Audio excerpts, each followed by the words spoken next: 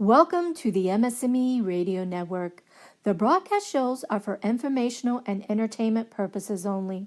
They are not designed to provide listeners with specific personal, medical, or counseling advice. Individuals with a medical issue should always consult their healthcare provider. MS&Me is not responsible for content of individual shows. The views expressed by show hosts or their guests are their own.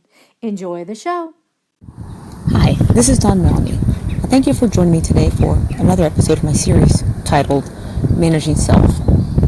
During this time, I'll share my story, how I daily manage my multiple sclerosis with six elements that I employ daily and that I have deemed essential in my successful management of my relapsing, remitting multiple sclerosis for the past 20 years and counting. The six set elements are fitness, food, fun, family and friends, and the most critical one, faith. All of these are in hope of being healthy, or shall I say, having a healthier existence, more so than not. In a nutshell, basically everything that I do is related to improving or maintaining my health for a healthier existence. Why? Because I believe without your health, your quality of life would be significantly compromised. So I do things, like I said, just to maintain a healthy existence. Like I said, with MS or without MS, it's important. So those are the elements, six elements that I consider key in my self-proclaimed health paradigm. And I employ those daily, and especially focus on them. Unfortunately, most of us, we focus on things for a while and then may go into the background for a minute. But when MS rears this ugly head, when there's a flare-up, when I have an exacerbation, when my eyesight is gone, when my hearing is gone, when I can't walk, when I can't talk, when I'm dropping things, all those things, when I have just cog fog and I just can't remember stuff, as my best friend says, CRS, can't remember stuff. Those are the times that I really do have to focus on, like I said, these six key elements, but all in the grand scheme of my health, managing my MS. And what's for sure is that my faith is unwavering. And the other thing is well, that's unwavering, but how do I employ these elements into my life daily? I'm doing fine today, I may not be doing fine tomorrow. Well, it's kind of easy, and I think probably most of you would understand that when there's changes, we have to adapt to them, and that's just made me pretty flexible. And one thing that I've noticed is that not only are we not the same, my MS is not your MS. I always say we're all as different as snowflakes with our MS. And but one thing I noticed is that we're not stagnant. Our condition or our status, it changes. We're evolving. We undergo. Let's see. I know I've had additional lesions in the past, oftentimes brought on by stress, things like that. So, stressful situations cause a lesion, cause exacerbations or a flare-up, and unfortunately, that leads to additional health problems. I've lost my vision twice. I lost my vision once. I lost my hearing 2 times, actually 3 times, or actually, well, I'm going to say 3.5 times. I'm not going to say 4, but I've lost my hearing several times. All these things returned back, after the steroid and Medrol treatment. But the vision, the hearing, I couldn't talk, or I still have sometimes stuttering problems, as you might tell right now. My hand, the intention tremors, they still occur, and the weird, unexplainable sensations that I get from temperatures is still very weird. Cold hurts, heat hurts, contact with water hurts my hand. So, we have to, I know it's one thing with MS or myself, I have to adapt I have to be prepared for the situation. Other people may say it's cold. I may say, well, I'm kind of hot, or I'm hot, or they may be hot and I'm cold. So the thing is, I have to pay attention to my body at all times and be prepared to adapt to the situation. Now, one thing I notice is I don't want to put myself second. And I say that, I mean, my health comes number one. So just because someone may not understand my condition, I am not going to put that aside, because I need to be my own best self-advocate at every minute.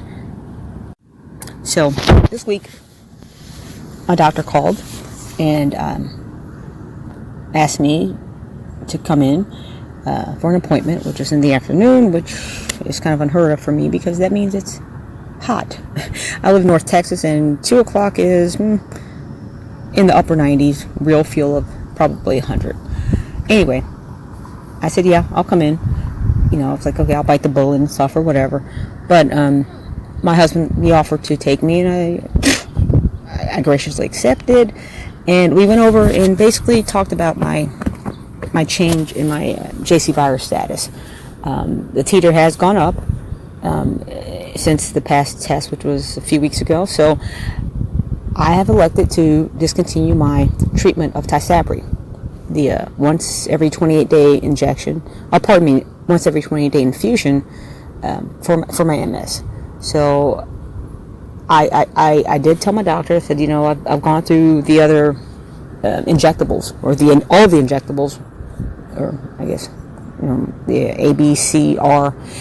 I've done those for 11 years, and I did those prior to starting Tysabri. So I told him I don't believe that's probably an option for me, as I do think that I had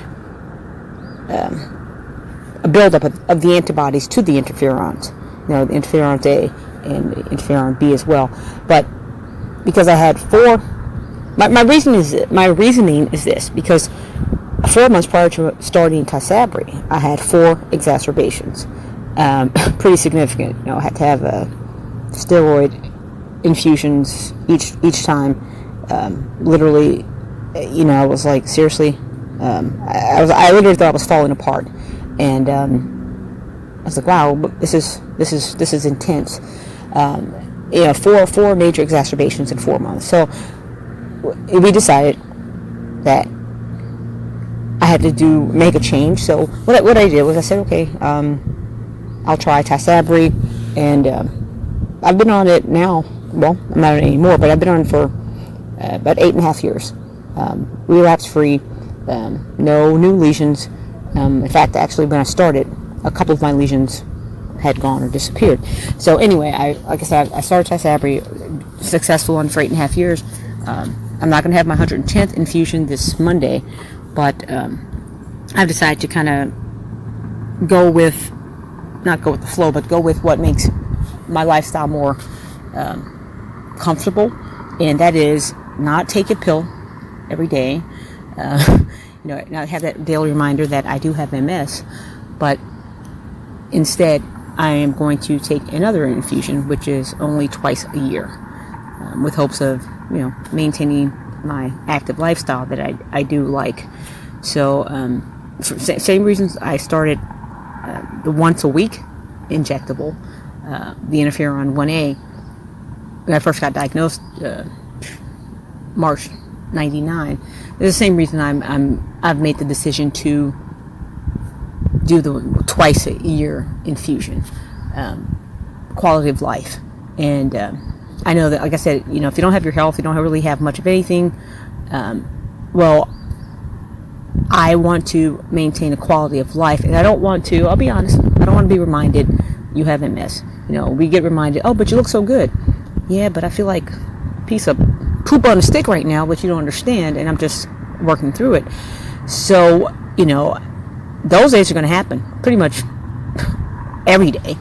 But like I said, what I've decided is to change my my disease-modifying therapy. Yep, I'm changing my disease-modifying therapy, DMT, DMD, and I'll be without any. That is, I won't be taking any disease-modifying therapy, no drugs or anything like that. at least 4 months before I started to do therapy. Why? Because MS, I figured MS is rearing its ugly head, or actually, let's just say I'm being a little cautious. I'm being aware that I do suffer. Well, pardon me. I'm at a higher risk of developing PML, serious brain disease, because my JC virus titer is so high now. If I continue with Tysabri, I don't want to increase my risk of developing PML from let's say 1 in 50,000 before, when I was JC virus negative. It has since increased to now 1 in 1,000. So I'm kind of a math person, and I'm like, okay, that's 0.01% chance of developing PML if I stay on Tysabri. And people may think that's not very high, but considering the severity, or the severity of the disease PML, I don't want to take that chance. I'd rather not take the chance. So, 1 in 50,000, okay, I did take that chance. But I wasn't JC virus positive then. But now that I am JC virus positive, if I continue Tysabri, my chances now increase to 1 in 1,000. Again, 0.01%. Some may say that's not very high, but when I'm talking about my health, it is very high, and I do value that very highly. So, as I've said, MS is changing. We don't just have symptoms of X, Y, and Z for now, and that's how it is through our lives. So, this is something different that I'm going through, and I'm just sitting back and like going, okay, what's next here? What do I do? So I, what do I change? I have these elements, my 6 or so elements start with the F, and I'm kind of like, what the F? what F? Not what F? What the F do I do now? Like I said, my faith's unwavering, and my fitness, I'm pretty consistent, and I always have fun, and with my family, my friends, that's a given. But I was like, what can I control? What can I do to boost my my chances of having the most positive, healthy lifestyle or existence living with MS, given my conditions that, well, now I'm JC virus positive, and now I'm going to be taking yet another intravenous medication that is actually pretty potent, and I know that's going to be I look at these things as toxic. I've talked about toxicity with friends, who aren't good for your mental health and the stress levels, but I know that these medicines are toxic, and there's ramifications that my body's going to experience. So, I'm like, okay, gosh, what can I do? If I'm electing to do this, then I better make sure other things are really in order. So, I sat back and I was like, what else can I control and make it more in line with what it should be? So, I'm sitting there going, okay, I need to change my thinking. So I guess I started thinking like my dad. My husband probably laughed at me. Yeah, I did draw a diagram, Jeffrey. But I started thinking like my dad. He's always drawing little blueprints and things like that when he has an idea, when he wants to build something. And I did the same thing. I'm trying to figure out how I'm going to build the new Dawn Melanie. The new healthy Dawn Melanie taking this new medicine. And I was like, well, the faith is good, the fitness, I got it. Eureka. The food. I'm gonna switch up my food stuff. People say, you always eat. Of course, I'm always eating. I'm always posting pictures of me eating. I'm always cooking. I'm eating. I love food. I enjoy food. It puts me in a happy place. I'm like, well, this is wonderful, but how am I gonna change or alter my food element? Well, I did my research. Of course, yes, I did it on the internet. I don't go to the library anymore. Well, I do now, but not for primary research purposes. And anyway, I was reading about Mark Sisson. He has a book called Primal Blueprint. Primal Blueprint. That's what I was saying I need to do, is change my blueprint of how I'm going to manage myself. And I run across this book here. Mark was looking for a way to keep healthy and in shape. Something that I do every day. Guys know I'm at the gym probably at least 5 days a week. for minimum 3 or 4 days. But anyway, he was looking for a way to stay healthy and fit, and he was looking for a way to change his life at the moment because he wasn't able to commit to long hours of training in the gym. And I was like, I can kind of relate to that because, even though I'm in the gym for hours, I don't go hardcore like I used to when I was younger. Also, I understand how you have to change things in the gym or change working out and stuff like that with MS. When I shortly after I was diagnosed with MS, I had to stop my long bike rides, which, oh gosh. Guys, I don't know if you can hear the birds whistling or something in the background now, just an aside. But right now I'm sitting in the park. I'm sitting in the park because it's peaceful and relaxful, and I miss it. I started riding in the park for maybe 10, 20 miles. Then I started riding, for 50, 100 miles a day on my bike. And I miss it because, I'm in Texas, North Texas, and it gets pretty hot. Pardon me, pretty hot. And you know what heat does for most of us. I know for me, heat causes bad things to happen with my MS. So, besides the shaky legs and all that other stuff, the balance and things like that, I don't ride anymore. In fact, I don't even own a bike anymore. Anyway, sorry about the side note. Mark says he wasn't able to train like he used to. And I'm like, okay, you know what? I know how that is. But he basically kind of went about this kind of like with almost a thought process of where I am now.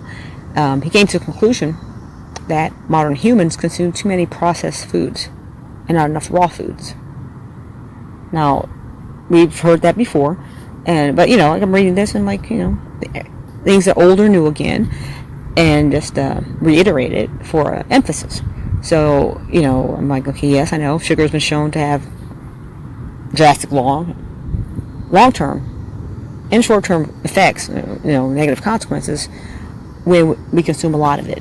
We pretty much know that. That's a given. And his work went on to focus on a new, I don't like the word, it's a 4-letter word, I don't like it, diet. He focused on a primal diet. So that's why, like going primal. I want to say going rogue, but he's going primal. So the primal diet is focused on raw vegetables and fruits, as well as fats and proteins from meats and dairy. Again, consumption of vegetables and fruits, more of this, raw, and proteins from meats and dairy. Now, some people may not do meat, some people may not do dairy, but these are elements of the primal diet. Pardon me. He believes that these foods provide all the nutrients a person's needs for a healthy life, and it's actually taking us all back to our roots, but it's actually much closer to how humans lived in the old days. How early humans lived and survived, how our ancestors survived. Darwinism, survival of the fittest, still applicable today. I manage myself with multiple sclerosis. Being cognizant and aware of those principles, or those things that have happened in the past. Some people try to make a new invention, but a wheel is a wheel, and I don't care if it's I used to ride my bike. I used to want a Kevlar tire with all this fancy rubber and things like that. But a wheel is a wheel. I don't think there's any vehicle out here. I'm looking on the street right now. I don't see any vehicles rolling on square wheels or anything of the like. So, some things we got to go back to the basics. And this is like I said. This is what I'm going to employ or implement starting this week. In a line of me managing myself and the changes that I'm going to be going through for the next four months. Remember, I said the primal diet was more like what humans of the past, our ancestors ate to survive, and I definitely want to survive. I don't only want to survive with multiple sclerosis. I want to thrive. And, even though things are changing, even though I may be changing therapies, or symptoms, or if lesions occur or not, either way, I want to not only survive, but I want to thrive. So this is something I can do, my own self-advocate. I encourage you all to be your best self-advocate, because no one knows you like you. I don't care how good you look for the moment. You know how you feel, and you live with yourself 24 hours, 7 days a week. So I encourage you all to, always be aware of that, and don't put yourself second as far as priorities. Like I said, the doctor's appointment this week kind of shook things up. I view it as MS rearing its ugly head. So that's why I'm starting this today. I've actually made some changes yesterday. So I know you're all like, gosh, diet. Okay, wait a minute. Is this the ultimate MS diet? Nope. It is not the ultimate MS diet. There is no ultimate MS diet. How can there be? We're all different. Remember, we're different as snowflakes. So how can there be one ultimate MS diet? This is an example of I call it a eating regimen. Some may decide to follow close. Some may decide to follow it closer than others. Me, like I said, I'm going to take parts of this into my into consideration for things that I cook and prepare like that and eat. But I don't do anything 100% because I don't believe in denying myself of anything. So yes, I believe in moderation. However, I'm going to do the gosh, what do you say? People try to do things like go get their blood test and things like that to determine what their allergies are, or foods that they can't consume without any negative effects. Some are gluten free. I'm not gluten free. I'm pretty sure, because I can eat all the gluten in the world. I'm fine.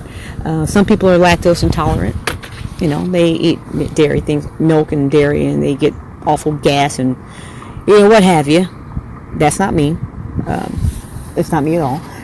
So the thing is kind of, again, figure yourself out.